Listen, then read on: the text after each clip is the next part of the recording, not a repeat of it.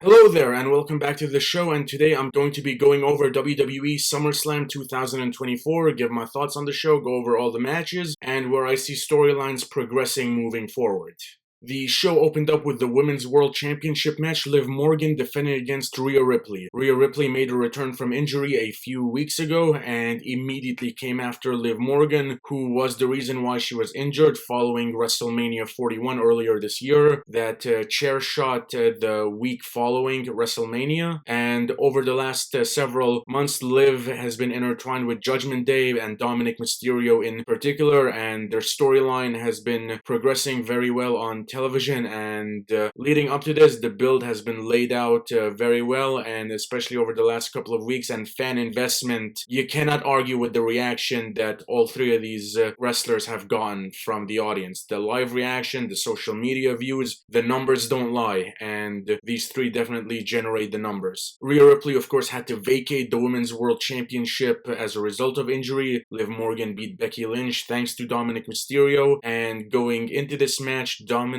was reunited with Rhea, and here we go. This match itself was very good. This match was very good, very enjoyable, and there was one moment in particular. The story of this match was the shoulder of Rhea Ripley. There was one moment where it looked like the shoulder was dislocated, and Rhea Ripley popped it back into socket by ramming her shoulder into the announce table, and the pop that got from the crowd was unbelievable. Rhea got a steel chair and was about to hit Morgan, but Dominic stopped her, and the way commentary played this off was really good, because if Rhea hit Liv, then she would not win the title. So the way commentary played that off was really good. But then Dominic threw the chair back into the ring and distracted the referee, and Liv Morgan hit Oblivion on the steel chair. 1, 2, 3. Liv Morgan wins the match. She retained the Women's World Championship, rolls out of the ring. Dominic hands her the world title. They kiss, walk up the ramp, and Rhea Ripley is just left in the ring. The way this played out was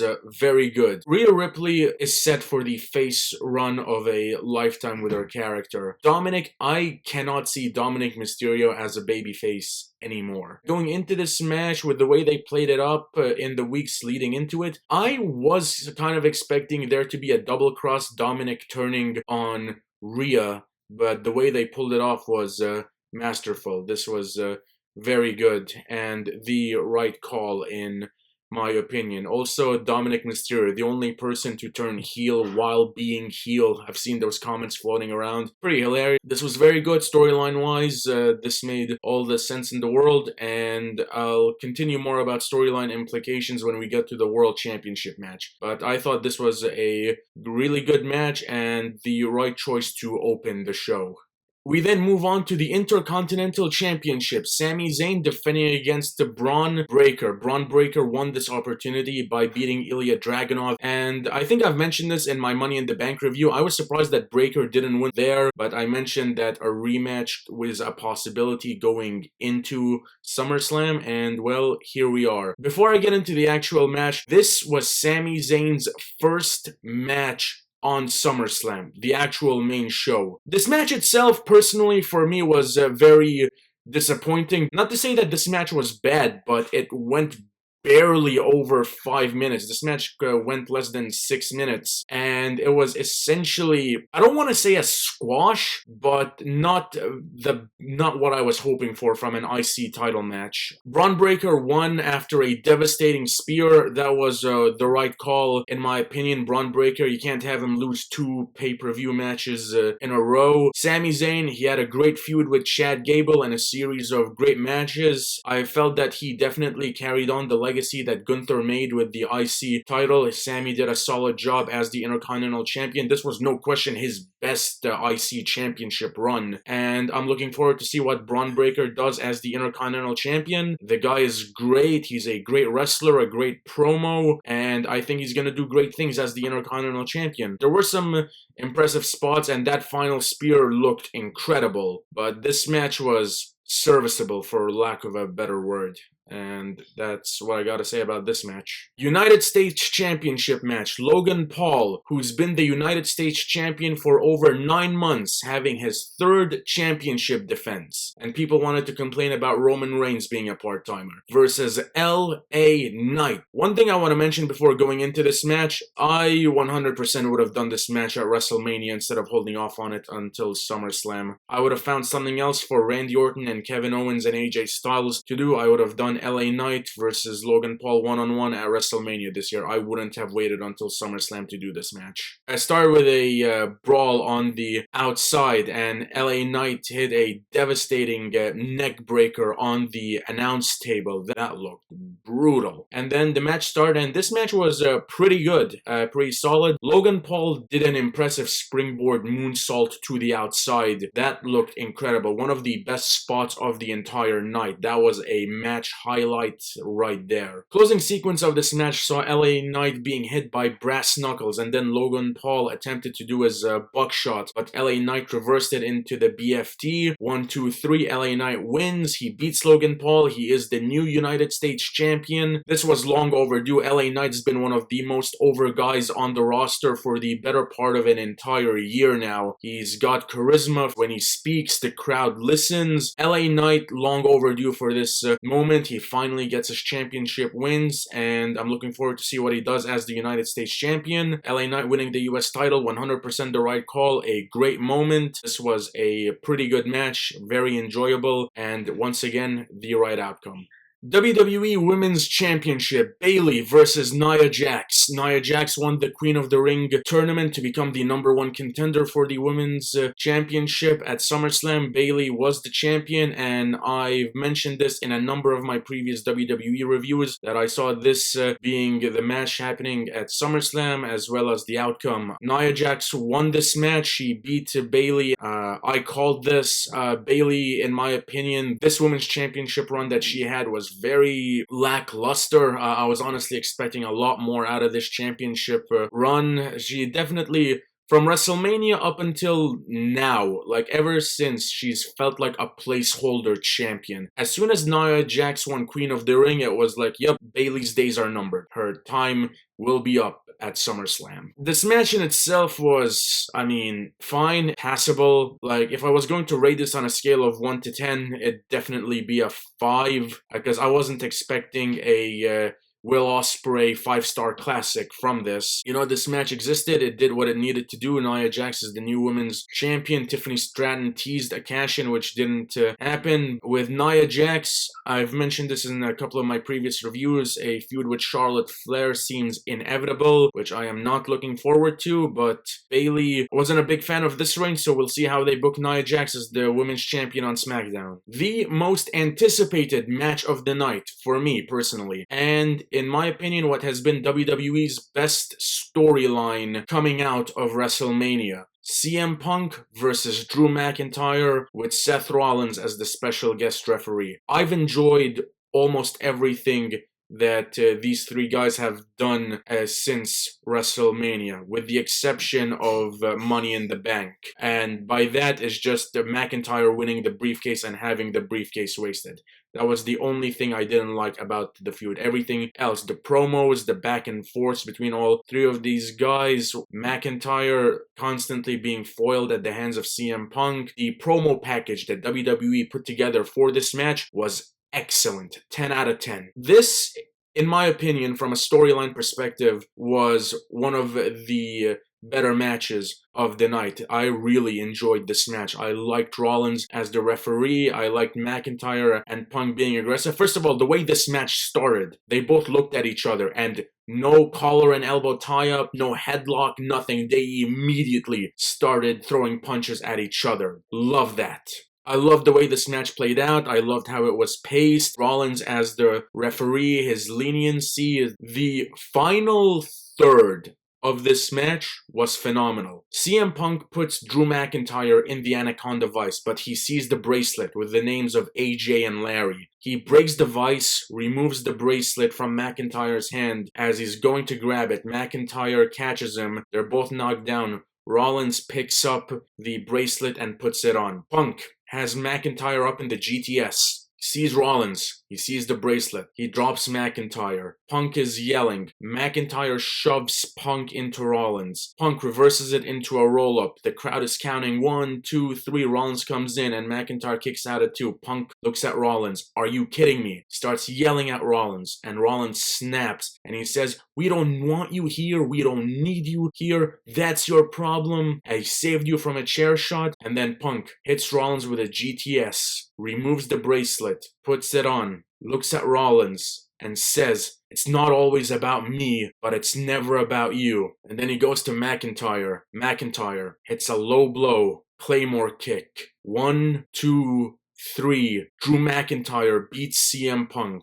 And that was picture perfect storytelling. Drew McIntyre needed this win. He's taken so many L's coming out of WrestleMania that he needed this win. From a storyline perspective, this was the right call. I mentioned this in my Money in the Bank review. Bad Blood, Hell in a Cell. CM Punk versus Drew McIntyre inside Hell in a Cell to main event Bad Blood. Take my money. Legitimately, I would have actually had the main event SummerSlam. I would have had the main event tonight just because they had the best story going into the show. This was the right call. This feud will continue. I think we're gonna get a trilogy, a match in Berlin where Punk will get his win back, and then Hell in a Cell at Bad Blood. Rollins was taken out by Bronson Reed on the Raw following SummerSlam. He was hit with 6 tsunami splashes. That's where all 3 of these guys are following this match. But this was excellent. This was a very good match with a great story. I enjoyed it start to finish. This was great. One of the best parts of this show. World Heavyweight Championship match. Damian Priest versus Gunther. Gunther received this opportunity by winning the King of the Ring tournament. Damian Priest has been the World Heavyweight Champion coming out of WrestleMania. I think I may have said this on a couple of my previous reviews. Damian Priest hasn't exactly felt like the most important element of Monday Night Raw as the World Heavyweight Champion. His early start as the World Champion, he didn't really feel like the main eventer that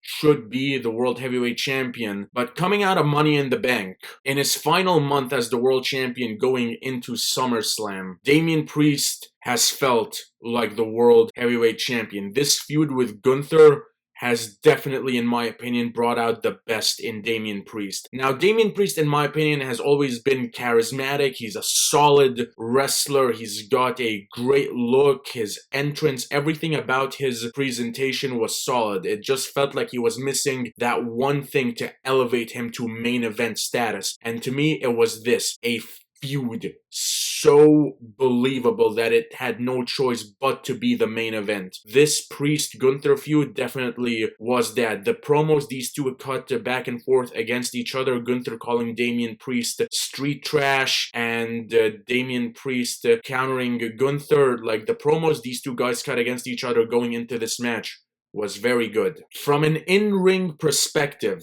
this was the best match of the night. This, along with Punk McIntyre, the top 2 matches of the night. Priest Gunther, in my opinion, had the better in-ring work, but McIntyre Punk had the better storytelling. This was brutal. Gunther, he had that match with Finn Balor. He came into this match, his chest was all red, and Damian Priest capitalized on that. Gunther was bleeding from the chest during this match. It was brutal. There were some intense spots during this match. Gunther played a great heel, and Damian Priest, who's been teasing babyface tendencies, coming into his own, and that definitely was showcased very well in this match, in my opinion. Towards the end of this, Finn Balor comes out and is cheering on Damian Priest. Gunther knocks Balor down, and Priest sees this, and immediately he snaps and goes after Gunther. He starts beating him down, big move after big move. He delivers Broken Arrow, a razor's edge, and he rolls Gunther, but he rolls them towards the ropes. Finn Balor places Gunther's foot on the rope. Damian Priest sees the replay. He looks at Balor. Gunther goes after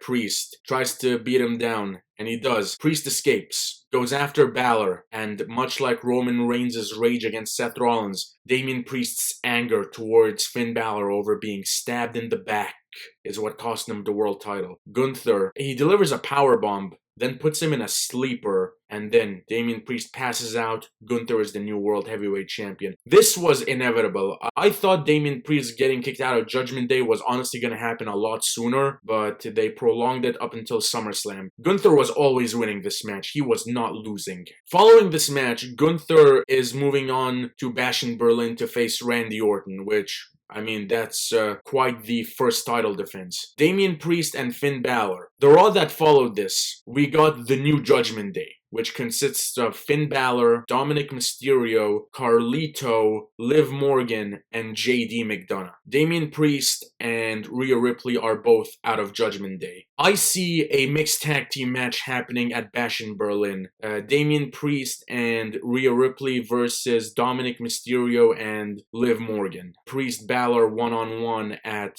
Bad Blood. Damian Priest and Rhea Ripley were set to turn babyface months ago, and I think Finn Balor remaining heel and Judgment Day still being a thing was definitely the right outcome for everyone involved in this. And the explanation that Finn Balor gave for why he turned on Damian Priest, they referenced SummerSlam last year and he blames Damian Priest for him not being able to win the championship. Priest changed following becoming the world champion. The explanation from a storyline perspective made sense. This was executed perfectly in my opinion, and I'm looking forward to the matches that we get coming out of this. This was the right call, Gunther winning and the Judgment Day split, and I'm interested to see where everyone goes moving forward. I really enjoyed this. This was one of the two best matches of the night, and this was overall excellent. Main event for the undisputed WWE Championship. Cody Rhodes versus Solo Sikoa. WWE tried really hard over the last several months to make Solo Sikoa a believable main eventer leading into this match. Bloodline 2.0, victory at Money in the Bank. They tried. This match ultimately felt inconsequential. It felt like a backdrop to the return of Roman Reigns, which was inevitable. It was inevitable that Roman was going to return at SummerSlam. This match to me was very disappointing. This was the most disappointing match of the night. This to me by far and away is Cody's worst defense, with the exception of the run-ins and Tongaloa once again botching. I'm genuinely starting to feel bad for the guy. This is his third major botch on pay-per-view. And the return of Randy Orton, those run-ins, and Jacob Fatu doing what he did. Jacob Fatu is unbelievable. However, that splash through the table, I legitimately thought the man was injured. However, apparently he's not, and I hope he's back on TV soon, because the man is needed on TV. Like I mentioned, this match was inconsequential. I'm genuinely struggling to remember. First 8 to 9 minutes of this match were very dull. And then it picked up the pace. There was some impressive spots with the steel steps. I'm just gonna flash forward to the end here. Both men are down. Roman Reigns' music hits. It's a remix theme, his theme from WrestleMania with the orchestral music.